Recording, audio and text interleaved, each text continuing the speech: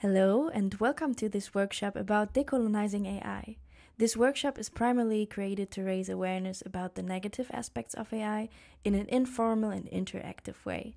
The total workshop will take in total between 1 and 1.5 hours to complete.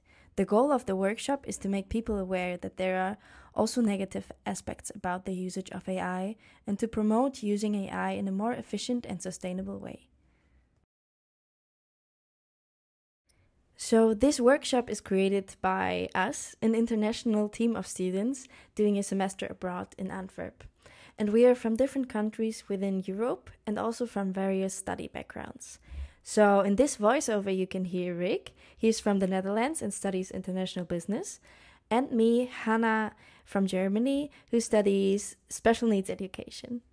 The other team members of us are Adam, a Polish mechanical engineering student, Marta, a Spanish special needs education student as well, Jonas, a German international business student, Pau, a Spanish primary education student, and Anna, a Georgian digital design and media student.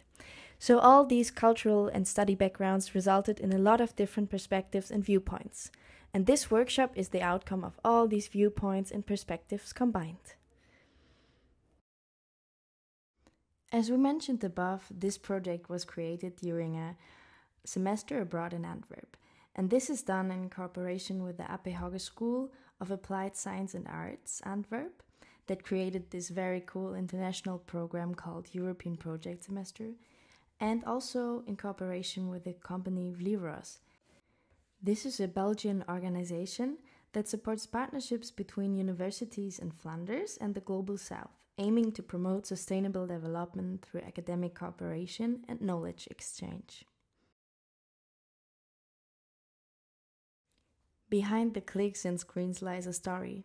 This slide might look poetic, but it carries a very real and urgent message. When we think of artificial intelligence, we often picture powerful algorithms and automation.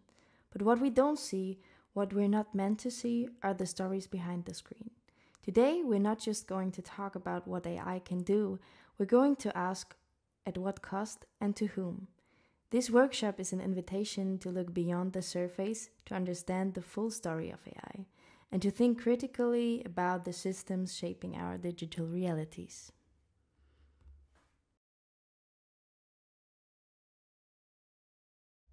Now that you know who the team is who created this workshop and our motives, the agenda of this workshop is as following. First, there will be a quick test to see what you already know about AI. After the first test, the first topic is about how AI works and its benefits. After explaining that, you will learn about the three main topics of this workshop: ghost work, bias and discrimination in AI, and the ecological impact of AI. After all this information, you will be introduced to the external learning hub, where you can dive deeper into the three topics mentioned above, and at the end of this workshop you will have the chance to save your gained knowledge from this workshop. Now let's see what you already know about AI. The first question will be an open question and the other ones are multiple choice. Please think about your answer before going to the next slide with the right answer. Before we go to the next questions, first think about that. What comes to your mind when you hear decolonizing artificial intelligence? Take a pen and paper and write down some words and phrases that come up in your mind.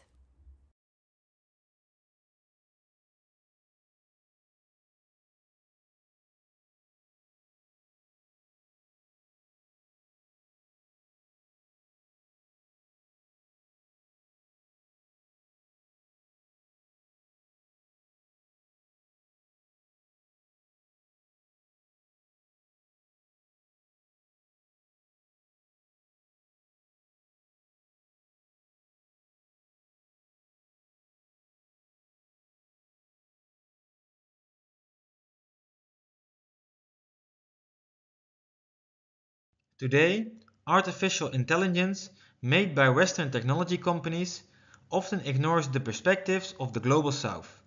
The Global South are developing countries, often former colonies, located in Latin America, Africa and Southeast Asia. This results in biases, work exploitation, and environmental injustice, affecting these countries who are benefiting from AI the least.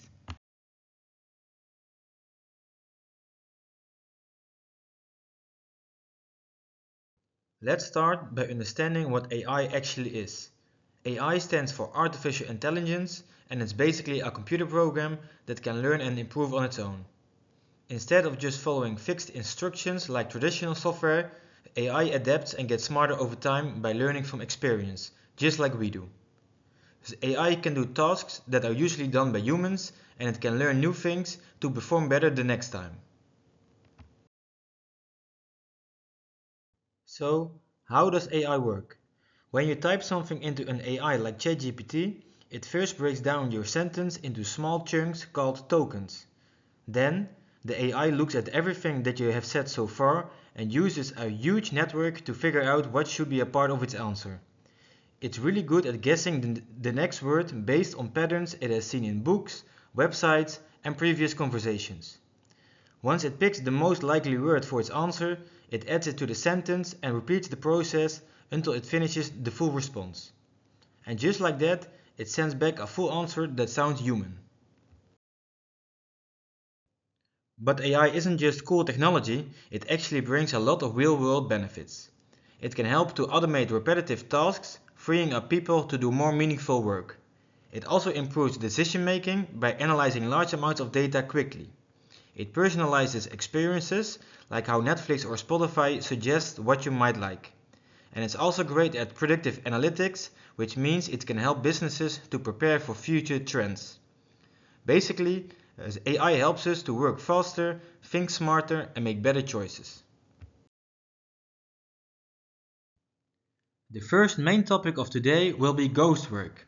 In the next slides, I will tell you everything about the invisible labor behind AI. Ghost workers are people that power AI by doing invisible, repetitive tasks like labeling data and moderating content. They earn very low wages, often just a couple euros per hour, and are hired via freelance platforms. They are mostly located in the global south, where they work behind the scene, unseen by users. There is no direct contact with managers, no feedback, and also no labor protections. Like I just said, ghost workers perform hidden tasks that power AI systems, and they are often underpaid and invisible. Their work falls into two main categories. The first one is micro work. These are simple, repetitive tasks which need little training, like labeling images or moderating content. The other one is macro work. These are the more specialized and intensive tasks like writing, translating, or software development. Here you can see some examples of the work of a ghost worker. You may think, hey, I also did some of these tasks before.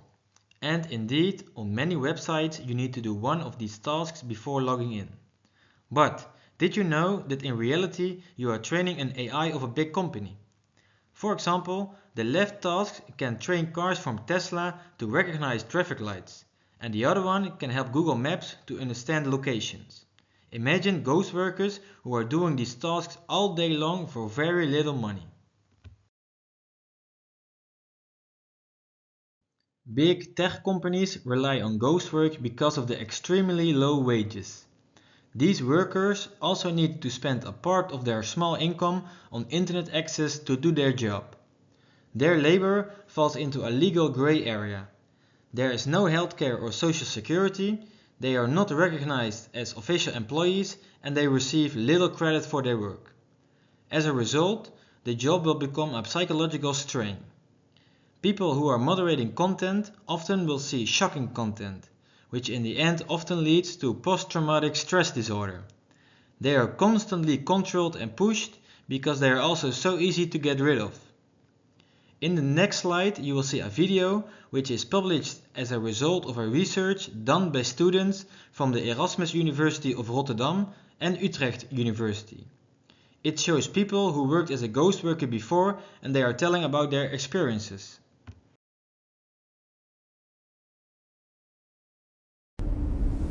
I'm a micro worker. tried many times to explain it, but people are completely not familiar, actually.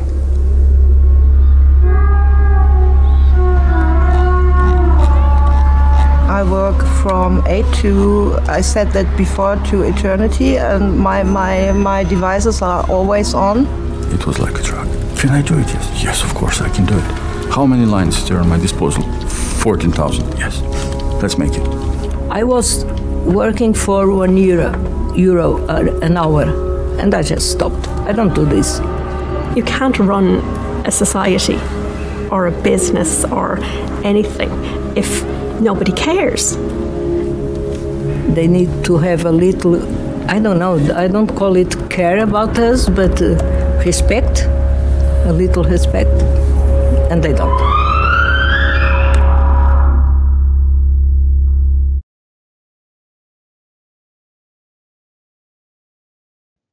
A large share of ghost work is done in the Global South, regions like Africa, Latin America and Southeast Asia. This is driven by economic inequality between the Global North and the Global South. Workers accept lower wages in the Global South because of fewer local job opportunities, weaker labor protections and also the harsh global competition. In the meantime, Western companies are benefiting from the profits. For the Global South, big tech companies are outsourcing ghost work via middleman companies like Sama. There are no qualifications required and people are working under very bad conditions, sometimes even paid in food.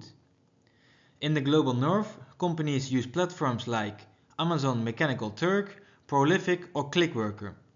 Here the conditions are a little bit better, but the wages are still very low, as you have seen in the video in the last slide. Another difference is via these platforms in the Global North, workers can choose their tasks themselves and they often see it as a side gig for some extra income. We hope that you know by now that AI is not as automatic as it seems. AI systems depend on data sets manually created by human labor. These ghost workers are the unseen backbone of machine learning. The illusion of automation masks a reality of extraction, repetition and exploitation.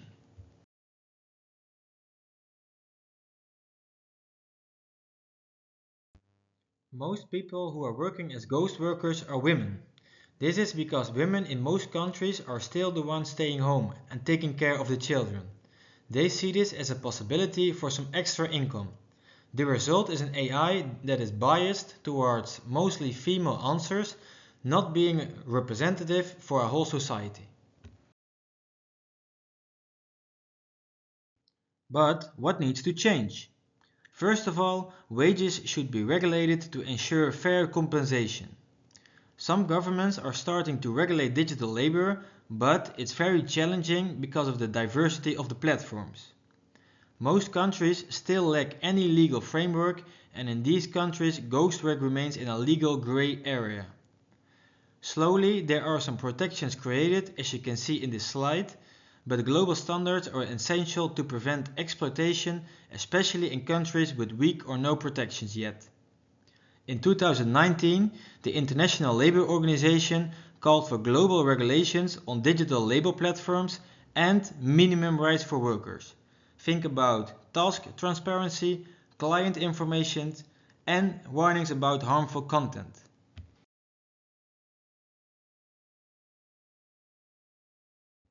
In this slide, we created a little game. On the left, you can see the 6 stakeholders of AI. On the right, you see 6 quotes. The goal is to combine the right stakeholder with the right quote. After you've finished, you can see the result in the next slide. Take your time and good luck!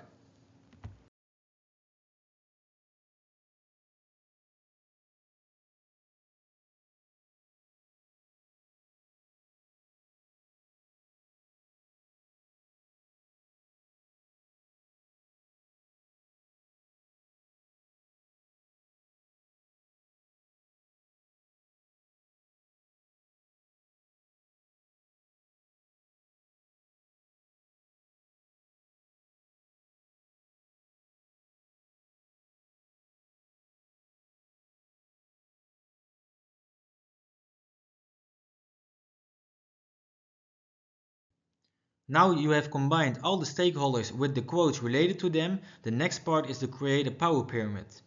Put the stakeholder you think who has the most power on top and the one you think has the least power on the bottom of this power pyramid. After you're finished, you can find the right answers again in the next slide.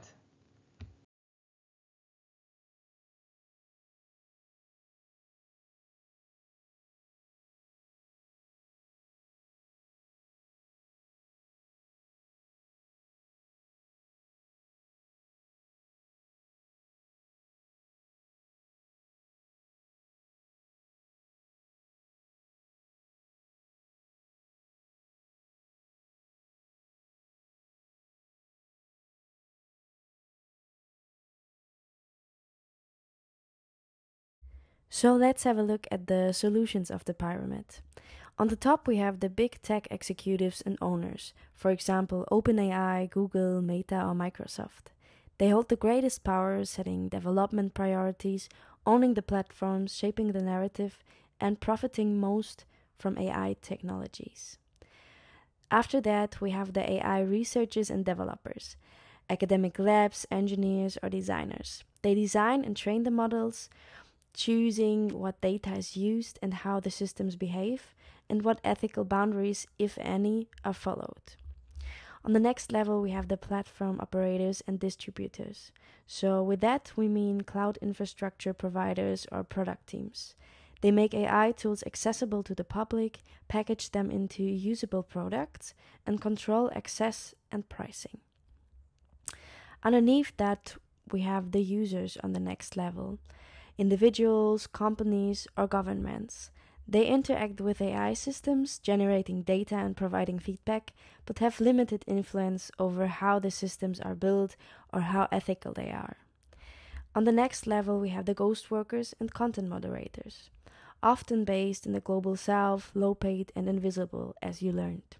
These workers clean and label the data, moderate harmful content, and train AI to behave. Yet their contributions are hidden and undervalued.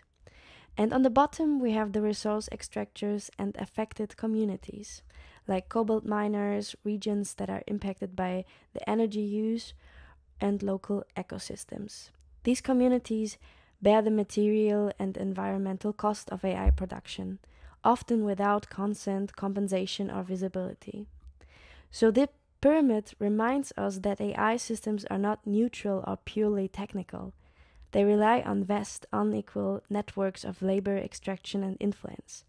And those most essential to the functioning of AI, like ghost workers and resource extractors, are also the ones with the least power and visibility.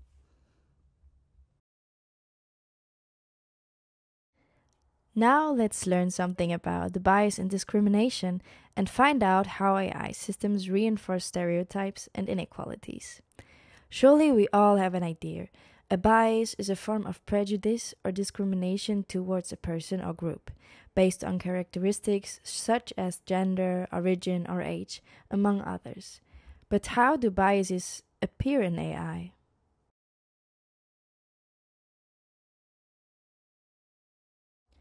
Now take a moment and think about, what do you think, how does bias enter AI algorithms? Think of using ChatGPT or other AI systems. What do you think, how bias pop up?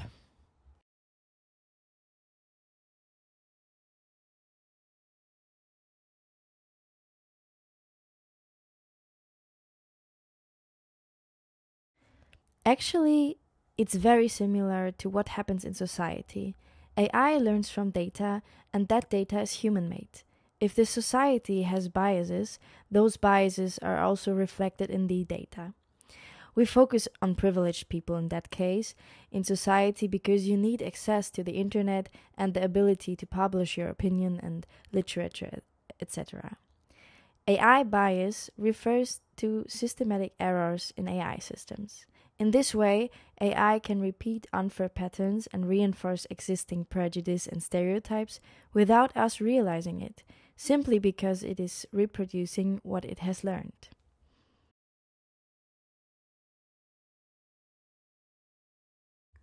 Let's have a look. As we already said, AI works on the basis of data provided to them by humans, either through ghost workers or by ourselves as users. But what exactly happens to this data? Well, the first thing that can happen is that there are errors in the collection. In other words, the data is incomplete, poorly selected, or does not represent the entire population. What does this mean? Those people with certain characteristics are not represented, and therefore the AI does not take them into account. This generates inequalities because these people are left out of the system. For example, picture going to the doctor and relying on an AI to help diagnose you.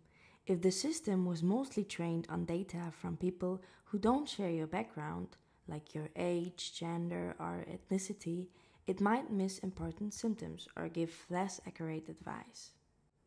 And then there is something very important. The AI learns from what has already happened. If the data reflects discriminatory perspectives, such as fewer opportunities for women, racialized people, or vulnerable groups, the AI will assume that this is normal. And if it's not corrected, it will continue to repeat those biases, even reinforcing them. In short, the problem is not just that the AI makes mistakes, but that it learns from a reality that is already fraught with inequalities. And if we do nothing, it will continue to reproduce them. Let me give you an example for those discriminating historical data sets. Imagine you apply for a job online. If the AI was trained mostly on past job applicants who were, say, men from a certain background, it might unknowingly favor similar profiles, even if you're just as qualified. That's very unfair, right? Let me give you another example for AI-based ranking systems. When you search for best universities or top jobs online, the results you see might favor certain regions, people, or companies, not necessarily because they are truly better, but because the AI learned patterns from biased data that put them higher.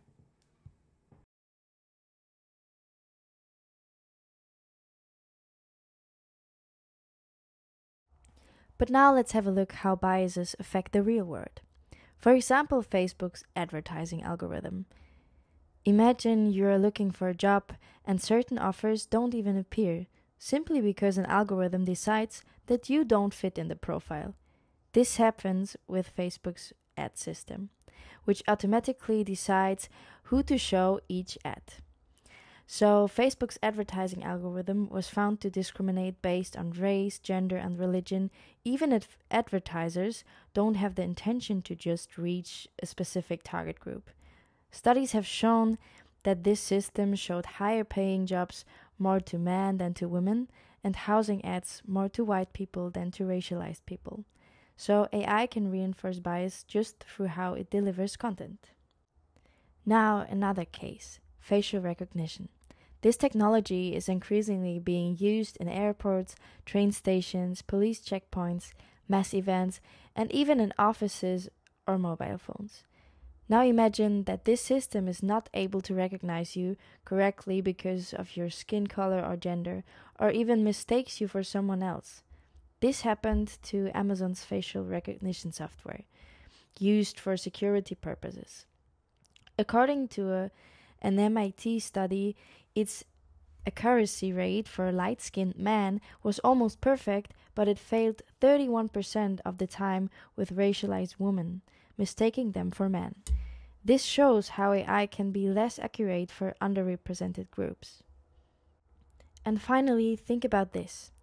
You have a chance to get into the university of your dreams, but the system that selects applicants rejects you without you knowing why. This happened to St. George's Medical School in the UK, where an automated system discriminated against women and people with non-European names. The reason? The algorithm had directly learned the prejudice of the programmers themselves, perpetuating the discrimination that already existed. Even early algorithms that were not as far as nowadays could reflect unfair human judgment. As you can see, these are not simple computer errors. They are decisions that affect real lives.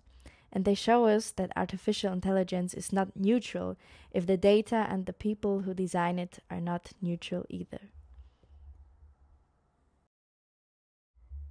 We want AI systems to meet ethical and technical minimums, which ensure that their use is beneficial to society as a whole. What are the key principles to reach that? Fair data. So, at first, fairness. AI must treat everyone equally and not reinforce existing inequalities. Then, transparency. It is essential to know how and why an AI makes decisions. Furthermore, accountability. Humans who create AI must take responsibility for its consequences. The next is privacy. Personal data must be protected from the design of the system. And at least, security. AI must be robust and not fail easily in the face of errors or manipulation. So before you go to the next slide, think of that question: how can you as a user reduce biases in AI? What can you do practically?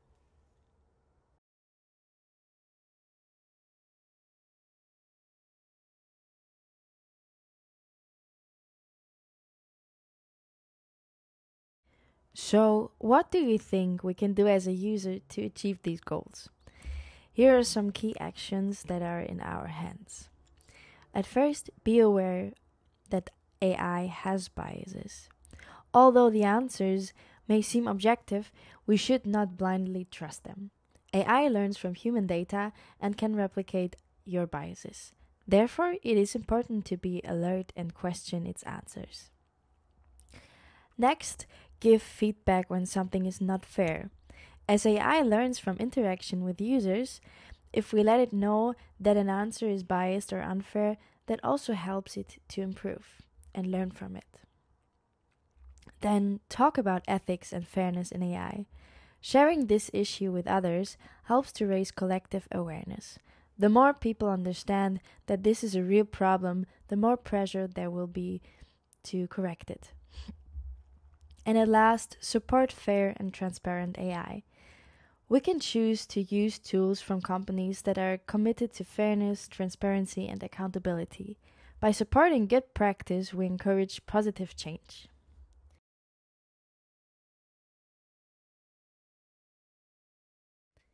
Now, if one of the biggest problems with biases in AI is the people who develop them, what should we demand of companies to achieve fair AI?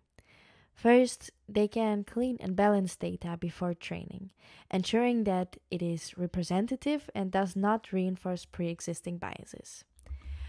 Furthermore, use bias-aware algorithms that are able to identify and mitigate bias, ensuring the model is more unbiased. They can also test the fairness of the results by examining AI responses to verify whether characteristics such as gender, race, etc. have an impact in order to detect and eliminate hidden biases. Also, another thing is to incorporate fairness rules from the outset. Equity should be part of the design from the beginning, not something added at the end of the process. And at last, require diversity in development teams. Diversity in development teams is critical. If developers come from different backgrounds, genders, and perspectives, they can identify and correct biases that might otherwise be unnoticed. This ensures that the AI reflects a variety of experiences and not just the vision of a homogeneous group. So you can see, as a summarization, AI systems often replicate social biases because of a lack of diversity in development. So these issues can't be fixed with tech alone. We need social awareness too.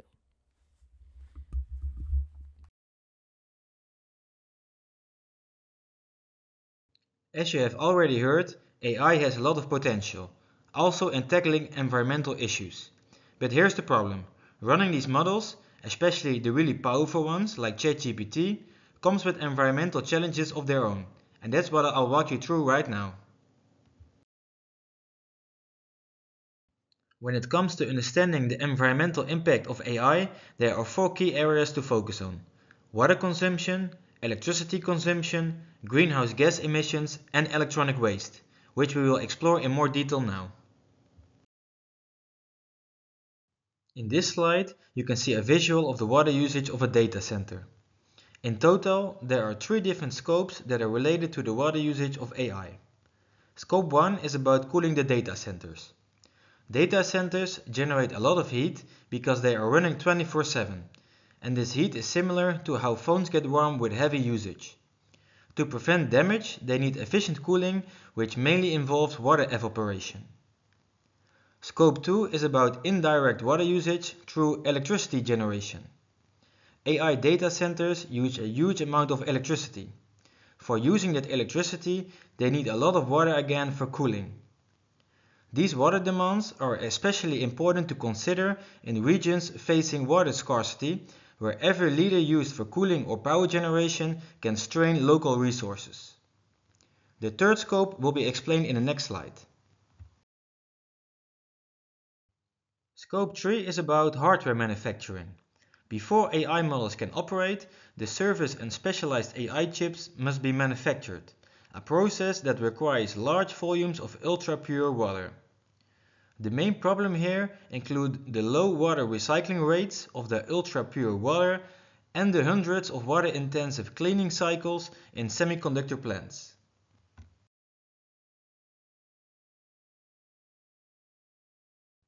Besides water, AI also uses a lot of electricity. When we talk about AI's electricity usage, there are 4 main areas to think about. First, the data centers. In these data centers, there are thousands of servers running non-stop which require constant power. Second, the training of the AI models, especially the larger ones. This demands an enormous amount of computation over days or weeks, consuming lots of energy.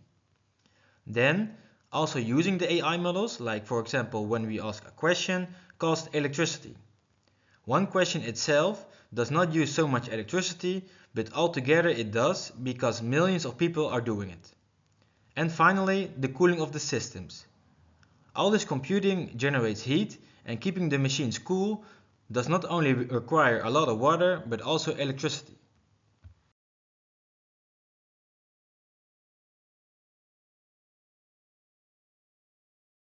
As users, we also have power. There are things we can do to help to reduce the ecological impact of AI. First of all, we can use AI in a more efficient way. If we avoid unnecessary or repetitive questions, we reduce the demand and ecological impact of AI. Secondly, when possible, we can prefer lighter, more efficient models, especially for simpler tasks.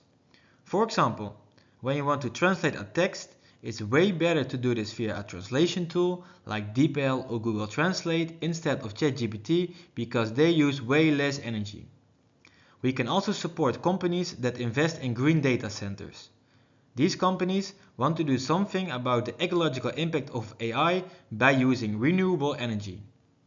And finally, we should demand more transparency from AI providers to share their data about their water and electricity consumption so we as humans can make more informed choices.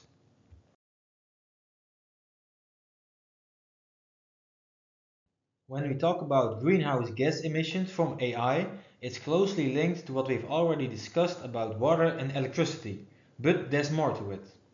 First, when AI data centers use electricity, CO2 is emitted, especially if that electricity comes from fossil fuels like coal or gas, which is still the case in many regions. Second, manufacturing servers and the hardware that runs AI produce emissions too. Mining metals, making chips and their machines are all energy-intensive processes. And finally, don't forget about hardware transport and eventual disposal. All of these steps add on to AI's total carbon footprint.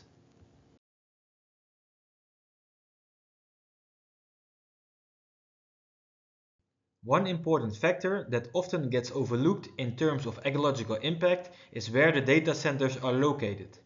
Location really matters for greenhouse gas emissions. The biggest reason is that electricity sources vary by country. If a data center is in a place where the grid is powered mostly by coal or natural gas, its carbon emissions are much higher than in a place that uses solar or wind. Also, the cooling needs depend on the climate. A data center in a hot region will use more energy for cooling compared to one of a cooler climate. And finally, regional policies and infrastructure also play a role. Some countries have stricter standards for renewable powered data centers. So, two data centers can have very different carbon footprints just based on their location.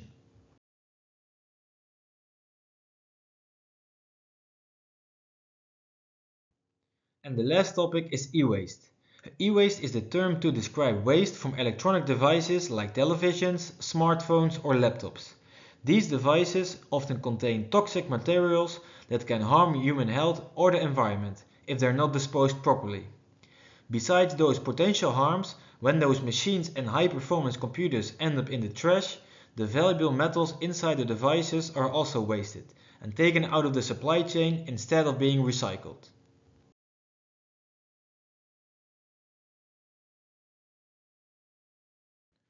AI could contribute to up to 8% of e-waste by 2030, mainly from high-performance computing hardware like servers and memory units that are used in data centers. While that's still a small part of the 60 million plus tons of global e-waste produced yearly, it's a fast-growing concern.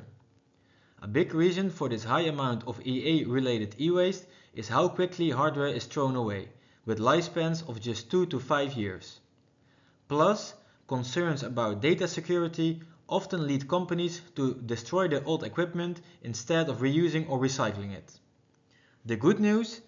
The extending hardware lifespans, designing for recyclability, and improving safe recycling infrastructure could reduce e-waste from AI by up to 86%, but it will take some effort, investment, and smart policies to get there.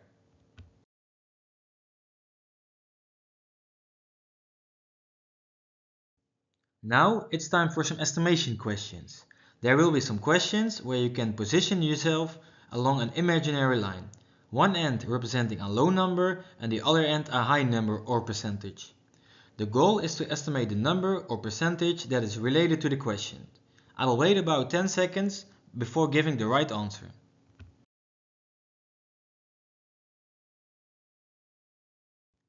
The first question is, how much fresh water do you think was consumed by training OpenAI's ChatGPT model?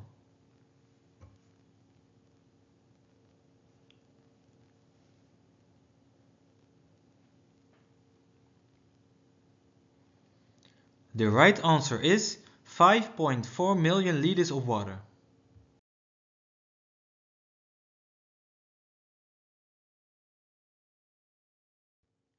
The next question is, approximately how much more electricity do you think that a request made through ChatGPT consumes compared to a Google search?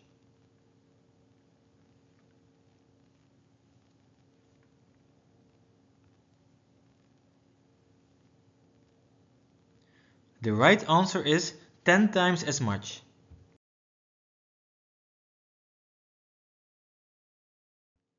The next one, how many data centers do you think are located in the United States of America in 2025?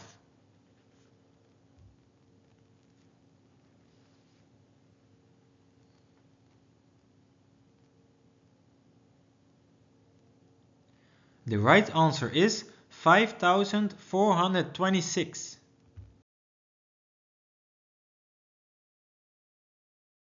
And for the last question, let's see if you have been paying some attention in the last 10 minutes. The question is, if global e-waste is projected to reach 60 million tons by 2030, what is the share caused by generative AI?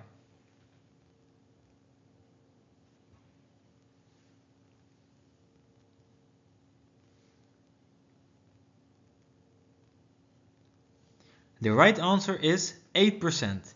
Let's go to the next part of this workshop.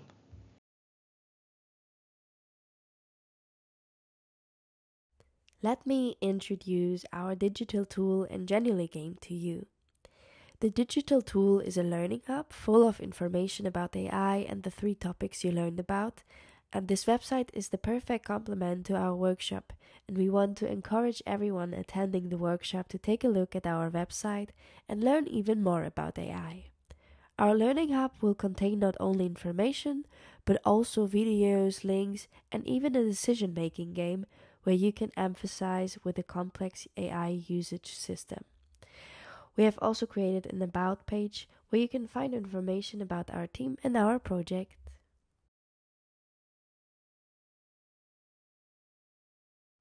Save your knowledge. Now we will see if you really got the concept of fair AI in a little end quiz. In the following slides, you will get some multiple choice questions. Take your time to answer them and then go to the next slide to get the right answer.